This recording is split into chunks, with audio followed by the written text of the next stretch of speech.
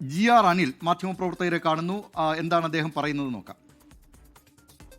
അല്ല, ക്യാബിനറ്റ് പിൻവലിച്ച ഒരു അജണ്ട ക്യാബിനറ്റിൽ വീണ്ടും അവതരിപ്പിക്കാതെ ക്യാബിനറ്റിനെ ഇരുട്ടിൽ നിർത്തി ഇതെങ്ങനെയാണ് ഒപ്പുവെച്ചത് എന്നുള്ള കാര്യം ആദ്യം വിദ്യാഭ്യാസ മന്ത്രി പറയട്ടെ. ഞങ്ങളെല്ലാം ഇരുന്ന ക്യാബിനറ്റിൽ 2 തവണ ചർച്ചയ്ക്ക് വിധേയമായി ഇത് മാറ്റിവെച്ച ഒരു വിഷയമാണ്. പിൻവലിച്ച് അതിന് മറ്റ് വഴികൾ തേടുന്നതിനെക്കുറിച്ച് ആലോചിച്ചതാണ്. അതെങ്ങനെയാണ് ഇന്നലെ ഒപ്പുവെച്ചത് എന്ന് ആദ്യം വിദ്യാഭ്യാസ മന്ത്രി സമൂഹത്തോട് വ്യക്തമാക്കട്ടെ. ഞങ്ങളെ ബോധ്യപ്പെടുത്തിയിട്ടില്ല. ഞങ്ങളെ ബോധ്യപ്പെടുത്താത്ത ഒരു വിഷയത്തെ സംബന്ധിച്ച് എന്ത് വേണമെന്ന് കമ്മ്യൂണിസ്റ്റ് പാർട്ടിയുടെ സെക്രട്ടേറിയറ്റ് തീരുമാനിക്കും.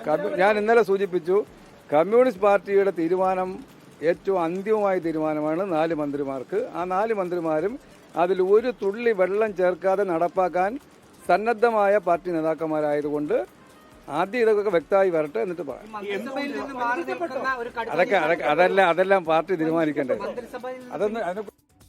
ആർ ശ്രീജിത്ത്, GR അനിൽ വളരെ വ്യക്തമായി പറയുകയാണ്, മന്ത്രിമാർ ഈ കാര്യം അറിഞ്ഞിട്ടില്ല, മന്ത്രിസഭയിൽ ഇക്കാര്യം ചർച്ച ചെയ്തിട്ടില്ല. കടുത്ത നിലപാടിലേക്കാണോ CPI പോകുന്നത്, അതോ പുകഞ്ഞ് CPI പുറത്തേക്ക് പോകുമോ? നേരത്തെ ഉള്ളതുപോലെ CPIM-ന്റെ കണ്ണുരുട്ടലിന് ഇത്തവണയും CPI വഴങ്ങുമോ? എന്തായിരിക്കും ഈ യോഗ തീരുമാനം?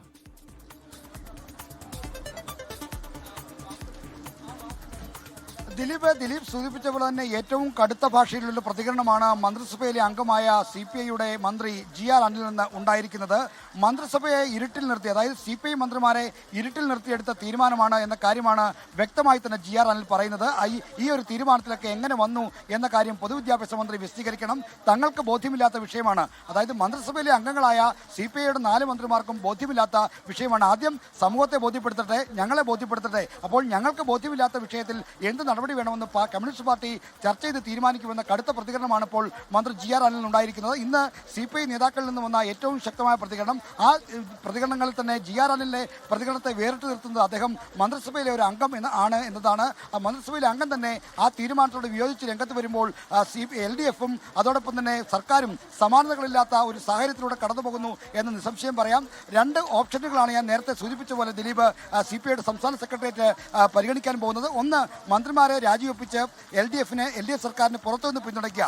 മറ്റൊന്ന്, ഈ തീരുമാനത്തിൽ കേന്ദ്ര നേതൃത്വങ്ങൾ ചർച്ച ചെയ്തൊരു സമവായം ഉണ്ടാക്കുക. ഈ 2 ഓപ്ഷനുകളാണ് CPIക്ക് മുന്നിലുള്ളത്. തദ്ദേശ തെരഞ്ഞെടുപ്പിന്റെ പശ്ചാത്തലത്തിൽ 2ാമത്തെ ഓപ്ഷന് മുൻതൂക്കം നൽകണം, പരിഗണന നൽകണമെന്ന ആവശ്യവും കൂടി ശക്തമാണ്. എങ്കിൽ പോലും ഇടതുപക്ഷ ജനാധിപത്യ മുന്നണിയിൽ നിന്ന് വിട്ടുപോകുകയോ ആ മുന്നണിയെ തകർക്കുന്നയോ ഒരു സമീപനം തങ്ങളുടെ ഭാഗത്ത് ഉണ്ടാകില്ല എന്നാണ് നേതാക്കൾ പറയുന്നത്. മന്ത്രിമാരെ പിൻവലിപ്പിച്ചാൽ പോലും പുറത്തുനിന്ന് പിന്തുണയ്ക്കുമെന്നാണ് CPI നേതാക്കൾ പറയുന്നത്.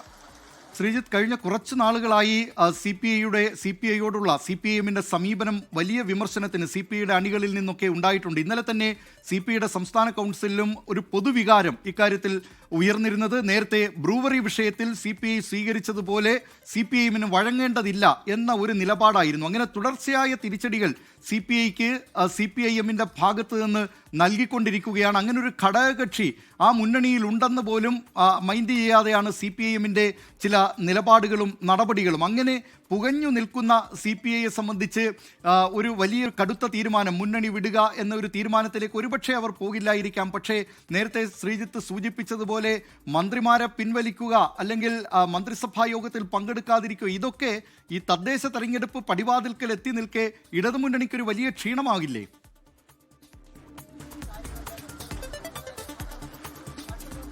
തീർച്ചയായും ഇപ്പോഴുണ്ടായ വിവാദങ്ങൾ തന്നെ വലിയ തോതിൽ ഇടതുമുന്നണിക്ക് ക്ഷീണമാകുന്ന കാര്യമാണ്. അതിനുള്ള ഏറ്റവും പ്രധാനപ്പെട്ട കാരണം ഇടതുമുന്നണിയുടെ അടിസ്ഥാന നയങ്ങളിൽ നിന്ന് തന്നെയുള്ള വ്യതിചലനം സംഭവിച്ചിരിക്കുന്നതാണ്. വർഗീയതയ്ക്കെതിരെ സന്ധിയില്ലാത്ത നിലപാട് സ്വീകരിക്കുന്നു, മതനിരപേക്ഷ ജനാധിപത്യ മൂല്യങ്ങൾ ഉയർത്തിപ്പിടിക്കുന്നു എന്നതാണ് LDF, CPI എല്ലാ കാലത്തും അവകാശപ്പെടുന്ന കാര്യം. എന്നാൽ ഇപ്പോൾ വർഗീയത ഒരു പ്രധാന ഘടകമായ ദേശീയ വിദ്യാഭ്യാസ നയത്തോട് യോജിക്കാനുള്ള തീരുമാനം വരുമ്പോൾ വർഗീയതയോട് സന്ധി ചെയ്യുന്നുവെന്ന ഗുരുതരമായ വിമർശനം വരുന്നു. അത് ഈ മുന്നണിയുടെ CPIയുടെ ഇതപര്യന്തമുള്ള രാഷ്ട്രീയ നിലപാടിൽ നിന്ന്, രാഷ്ട്രീയ നയത്തിൽ നിന്നുള്ള പാടെയുള്ള വ്യതിചലനമാണ്. അപ്പോൾ ഇനി രാഷ്ട്രീയം ബലികഴിച്ചുകൊണ്ട് എങ്ങനെയാണ് ഈ മുന്നണിയുമായി മുന്നോട്ട് കൊണ്ടുപോകേണ്ടത്? അപ്പോൾ രാഷ്ട്രീയ തിരിച്ചടി മുന്നണിക്ക് സംഭവിച്ചു കഴിഞ്ഞിരിക്കുന്നു. സാറാ ജോസഫിനെ പോലുള്ള KS അച്യുതാനന്ദനെ പോലുള്ള ആളുകളൊക്കെ തന്നെ രൂക്ഷമായ വിമർശനങ്ങളുമായി പൊതുസമൂഹത്തിൽ നിന്ന് പോലും സർക്കാരിനെതിരെ രംഗത്ത് വരുമ്പോൾ LDF-ന് സംഭവിക്കാവുന്ന രാഷ്ട്രീയ തിരിച്ചടി സംഭവിച്ചിരിക്കുന്നു. ഇനി CPI തങ്ങൾക്കേറ്റ അഭിമാനക്ഷതത്തിന് എന്ത് ചെയ്യുമെന്ന പ്രശ്നമുണ്ട്. 1979 മുതൽ കൂടിയ ഭട്ടിൻഡ പാർട്ടി കോൺഗ്രസിലെ തീരുമാനപ്രകാരമാണ് PKV രാജിവെച്ച് PK വാസുദേവൻ നായർ രാജിവെച്ച് കേരളത്തിൽ LDF ഉണ്ടാവുന്നത്. അപ്പോൾ LDFന്റെ രൂപീകരണത്തിന് പങ്കുവഹിച്ച ഒരു പാർട്ടി എന്ന നിലയിൽ LDFനെ തകർക്കാനുള്ള ഒരു നീക്കത്തിന് തങ്ങൾ ഒരുക്കമല്ല. എങ്കിൽ പോലും മന്ത്രിമാരെ പിൻവലിച്ച് പുറത്തുനിന്ന് LDFനെ പിന്തുണയ്ക്കണം എന്നുള്ള ശക്തമായ വികാരമുണ്ട്. ഒപ്പം തന്നെ കേന്ദ്ര തലത്തിൽ ഒരു കൂടിയാലോചന നടത്തി സമവായം ഉണ്ടാക്കണമെന്ന അഭിപ്രായമുണ്ട്. ഈ രണ്ട് അഭിപ്രായങ്ങളാണ് ഇപ്പോൾ CPIയുടെ സംസ്ഥാന സെക്രട്ടേറിയറ്റ് ചർച്ച ചെയ്യാൻ പോകുന്നത്. ദിലീപ്. അതെ ശ്രീജിത്ത്, ഈ കോൺഗ്രസിനൊപ്പം നിന്ന് മുഖ്യമന്ത്രി സ്ഥാനം പോലും വലിച്ചെറിഞ്ഞാണ് ഇടതുമുന്നണിക്ക് കേരളത്തിൽ CPI അതിന് രൂപം നൽകുന്നതിന് വേണ്ടിയുള്ള പ്രവർത്തനങ്ങൾ നടത്തിയത്.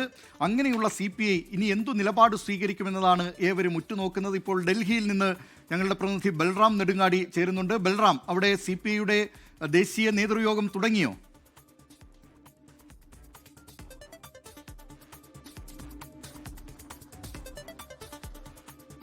നേതൃയോഗം ആരംഭിച്ചിട്ടുണ്ട്. എന്നാൽ അതിൽ ഏറ്റവും പ്രധാനം എന്നുള്ളത് ഈ സംസ്ഥാന സെക്രട്ടേറിയറ്റ് അത് ചേർന്ന് അതിൽ എന്ത് തീരുമാനമെടുക്കുന്നു എന്നുള്ളതിനനുസരിച്ചായിരിക്കും തുടർന്നുള്ള ചർച്ചകൾ ദേശീയ സെക്രട്ടേറിയറ്റിൽ ഉണ്ടാവുക.